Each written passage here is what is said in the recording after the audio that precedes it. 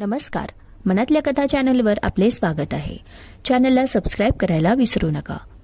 काय केलंस तू माझ्या पोरीसोबत? कुठे आहे ती? सांग.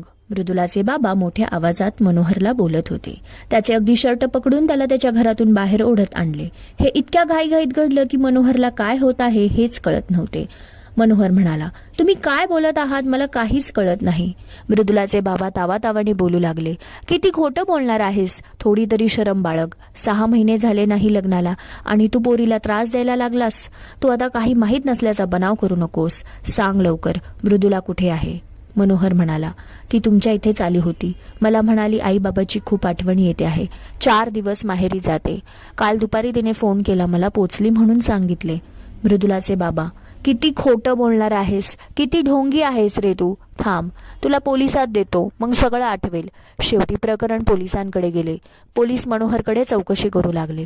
सांग, कुठे आहे तुझी बायको? काही बरे वाईट तर नाही केलेस ना? पोलीस त्याला संशयाच्या नजरेने पाहत होते. मनोहर ढसाढसा रडू लागला. त्याला काही सुचत नव्हते. किती प्रेम करतो मृदुलावर मी, आणि मृदुला माझ्यावर. मग हे काय सर्व चालू आहे? तो हात जोडून स्वतःच्या मेलेल्या आईची शपथ घेऊन सांगत होता, सर, मला खरंच माहीत नाही मृदुला कुठे आहे. मनोहर पोलिसांच्या कचाट्यात सापडला होता. त्याचं डोकं बधीर झालं होतं. मृदुला कुठे गेली होती? सर्वांनाच खूप काळजी वाटत होती. काही मार्ग नव्हता.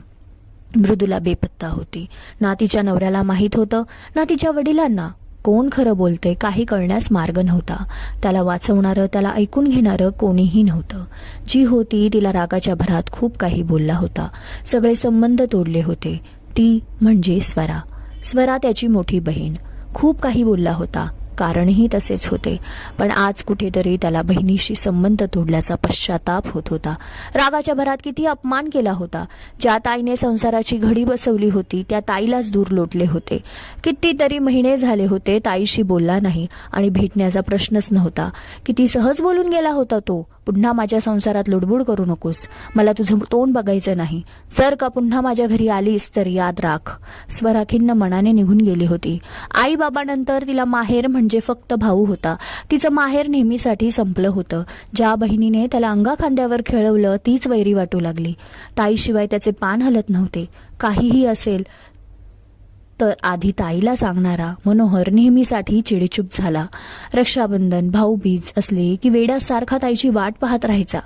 ताईची मुलगी सोनू तिच्यावर तर खूप जीव होता. लाडकी भाची होती. पण तो जिव्हाळा, प्रेम सर्वच संपलं होतं. नात्यात कटुता आल्याने दुरावा वाढला होता. खूप दूर झाले होते दोघेही.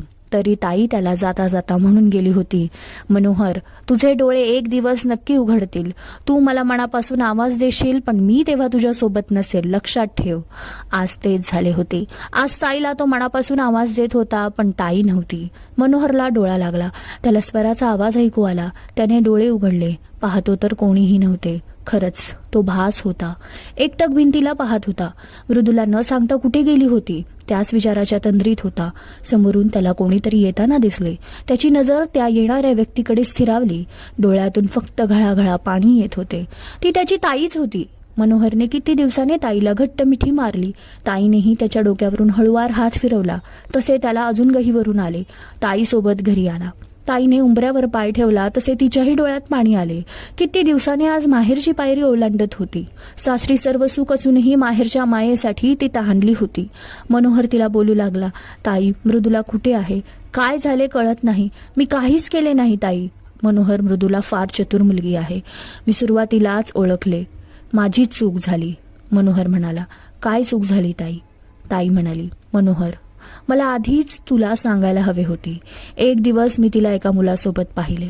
मला वाटलं मित्र आहे, पण तो मित्र नव्हता. तो मुलगा माझ्या मिस्टरांच्या कंपनीत कामाला होता. त्याच्यामुळे त्यांचे जे काही प्रेम प्रकरण होते ते माझ्या कानावरही आले. मृदुलाने फार चतुराईने आपल्या दोघांमध्ये भांडण लावले. मला प्रॉपर्टी हवी असे मी कधीच म्हणाले नाही. मी तिला एकदा त्या मुलाविषयी विचारले तर माझ्यावर भडकली आणि म्हणाली, इथे तुम्ही पाहुणी आहात, पाहुण्यासारखं राहायचं, जास्त नाक नका खुपसू. ती फक्त माझ्यावर खार खात राहिली. नंतर तर मी येणं जाणं कमी केलं. वाईट तर तेव्हा वाटलं. आपण लहानाचे मोठे झालो, एकत्र राहिलो, तरी तू मला ओळखू शकला नाही. तुलाही तेच वाटलं की मी हिस्सा मागेल. मला कसलीच कमी नाही रे मनोहर. मी नेहमीच पुढाकार घेऊन बोलत राहिले. आई बाबा गेल्यावर फक्त तूच जवळचा होतास आणि तू सुद्धा दुरावला. डोळ्यातील पाणी टिपतच स्वरा म्हणाली, नात्यावरून विश्वास उडाला. एकदा मी मृदुलाविषयी तुला हे सांगितले तर तू मलाच म्हणाला, माझी मृदुला असं काही करणार नाही. तिच्यावर इतका विश्वास होता तुला, त्यासमोर तू सत्य पडताळून पाहण्याची तसदी घेतली नाही. तितक्यात बेल वाजली. मृदुलाचे बाबा आले होते. बाबा, मनोहर माफ कर, चूक माझ्या पोरीची आहे. मला वाटलं होतं लग्न झाल्यावर प्रेमाचं भूत उतरेल म्हणून मी तिचे लग्न लावले. चूक माझीच होती, मोठी चूक झाली. स्वरा, काय चूक झाली? तुम्हाला स्वतःची मुलगी कशी आहे हे चांगलं माहीत असून सुद्धा माझ्या भावाचा बळी दिला. ही चूक नाही, हा गुन्हा आहे. तुम्ही माझ्या भावाचे आयुष्य उद्ध्वस्त केले. मृदुलाचे बाबा, मान्य आहे, मी खरंच गुन्हा केला आहे. पाप म्हणून मुलीचे सुख पाहिले, पण ती अशी करेल वाटलं नव्हतं. ती सुरुवातीला चांगली राहिली, त्या मुलाला विसरली म्हणून असे दाखवले. थोड्या दिवसाने आम्हाला सांगू लागली, मनोहर खूप त्रास देतो, मारहाण करतो. म्हणून मनोहरवर आम्हाला शंका आली. आम्हाला वाटलं मनोहरने काही केले का, पण आज आम्हाला कळलं की ती त्या मुलासोबतच आहे. खरंच जी सजा द्याल ती कबूल आहे. मनोहर म्हणाला, मी काय सजा देणार तुम्हाला, मलाच भोगायचे आहे आता. खरं प्रेम केल्याची शिक्षा. कधी तिच्यावर हात उचलला नाही आणि तरी माझं नाव खराब केलं. माझी जी इज्जत गेली ती तुम्ही परत आणून देऊ शकाल? तो पुन्हा रडू लागला.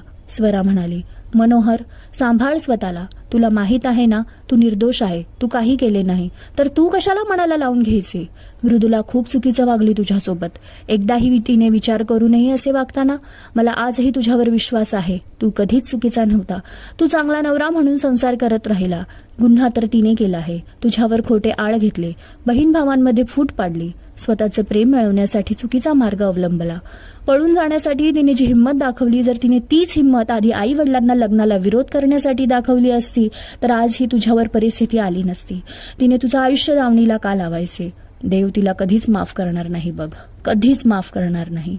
मनोहरने स्वरासमोर हात जोडले. तसे स्वराला गहीवरून आले. तिने स्वतःला सावरलं.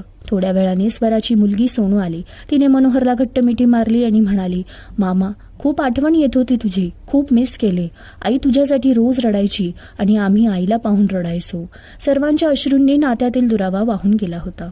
नात्यातील गैरसमज दूर झाले आणि नातं पुन्हा जवळ आले होते, बहरले होते. नातं कोणतंही असो, गैरसमजाचा रुक्षपणा आला की त्या नात्यातला ओलावा कमी होऊन नातं बिखरतं, हेच खरं. जर वेळीच गैरसमज दूर केले की नातं भक्कम होते. समाप्त. कथा पूर्णतः काल्पनिक आहे. लेखिका अश्विनी पाखरे ओगले. तुम्हाला जर कथा आवडली असेल तर चॅनलला जरूर सबस्क्राईब करा. लवकरच भेटू नवीन कथेसह. धन्यवाद.